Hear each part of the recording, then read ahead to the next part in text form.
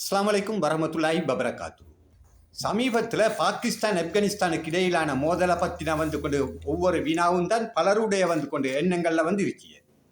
இந்த மோதலுக்கு என்ன காரணம் என்று சொல்லிய ரீதியில் பாகிஸ்தான் ஆப்கானிஸ்தான் இந்த மோதலுக்கு காரணம் அமெரிக்காவினுடைய அதிபர் டொனால்ட் ட்ரம்ப் அவங்க சமீபத்தில் கொண்டு பாகிஸ்தானில் அந்த ஆப்கானிஸ்தானில் உள்ள பேக்ராம் விமானப்படை தளத்தை அமெரிக்காவிடம் மீள ஒப்படைக்குமாறு ஆப்கானிஸ்தான் அரசை கூட ஆளும் தலிபான்களை பலமுறை கேட்டுக்கொண்டார்.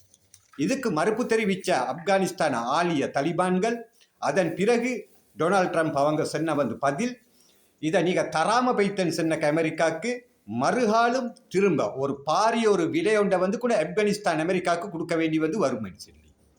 அப்போ இது ஒரு காரணமாகவும் வந்துருச்சியது இந்த ஆப்கானிஸ்தான் பாகிஸ்தான் பிரச்சனைக்கு. இது மட்டுமல்ல, பாகிஸ்தானில் பிரிவினைவாதத்தை தூண்டி என்று சொல்லிய பேரில் பயங்கரவாதிகளாக முத்திரை குத்தப்பட்ட டிடிபி. யார் இந்த டிடிபி? டிடிபி தெஹ்ரீக் தலிபான் பாகிஸ்தான். இது பாகிஸ்தானை மையமாக வச்சு தான் இவங்களோட இந்த இயக்கம் இயங்கி கொண்டு வந்துருச்சு. டிடிபி தெஹ்ரீக் தலிபான். அப்போ இவங்களுக்கு பாகிஸ்தான் அரசாங்கத்தால் தீவிரவாத இயக்கம் என்று சொல்லி ரீதியில் முத்திரை குத்தப்பட்டுருச்சு. இந்த டிடிபி இயக்கம் ஆளும் ஆப்கானிஸ்தான் தலிபான்களோட நெருங்கிய தொடர்புல உள்ளவங்க. பல முறைகள் பாகிஸ்தான் அரசாங்கம் இந்த டிடிபி தெஹ்ரீக் தலிபான்களுக்கு எதிராக நடவடிக்கை எடுக்க சொல்லி ஆப்கான் ஆளும் தலிபான்கள்கிட்ட கோரிக்கை விடுத்தும் அதுக்கு எந்த விதமான ஒரு நடவடிக்கையும் ஆப்கான் தாளும் தலிபான்கள் எடுக்காத காரணமும் இதுக்கு பரவலாக பேசிக்கொள்ளப்படிய ஆப்கானிஸ்தானில் காபூல் தலைநகரம் மீதான தாக்குதல். அந்த காபூலில் பாகிஸ்தான் விமானப்படைகளால் குண்டு போட்டப்பட்ட அந்த இடம், அந்த அலுவலகம் இந்த பாகிஸ்தானிலிருந்து தீவிரவாதிகளால் முத்திரை குத்தப்பட்ட இந்த டிடிபி தெஹ்ரீக் தலிபான் இயக்கத்தினுடைய ஒரு அலுவலகம் தான் அது.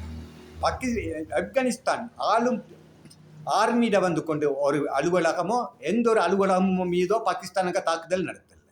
இந்த பாகிஸ்தானால் தடை செய்யப்பட்ட இயக்கம் இந்த தெஹ்ரீக் தலிபான் இயக்கத்தினுடைய அலுவலகத்தில் அவங்களோட தலைவர் சொல்லிய ரீதியில் தாக்குதல் நடத்தப்பட்ட பிறகு செய்திகளின் ஊடாக அவர் அதிலிருந்து தப்பிச்சிருந்தன்னு சொல்லிய செய்திகள் தான் பரவலாக உலகளாவிய ரீதியில் அடிபட்டது. இந்த நிலையை ஒட்டி தான் பாகிஸ்தான் ஆப்கானிஸ்தானுக்கு இடையிலான இந்த யுத்த சூழலில் கொண்டு பல இருதரப்பும் மோதிக்கொண்டு பாகிஸ்தான் ஆர்மியிலையும் ஆப்கானிஸ்தானை சேர்ந்தவன் இந்த டிடிபி மற்றும் தலிபான் இயக்கத்தை சேர்ந்தவங்கள ஆர்மிகளும் மோசம் பெய்த செய்திகளும் உலா வந்த வண்ணம் இருந்தது. இந்த பிரச்சனையை தோஹா கட்டார் சவுதிகள் கொண்டு அது ஒரு குறுகிய காலத்துக்கு இந்த பிரச்சனையை தீர்த்து வச்சிருக்கிற ஒரு நிலையை தான் இப்போ உண்டாக்கி வச்சிருக்கிற. இந்த வீடியோ பற்றின கருத்துக்களை கமெண்ட்ஸ்கள் மூலம் பதிவிடுவோம்.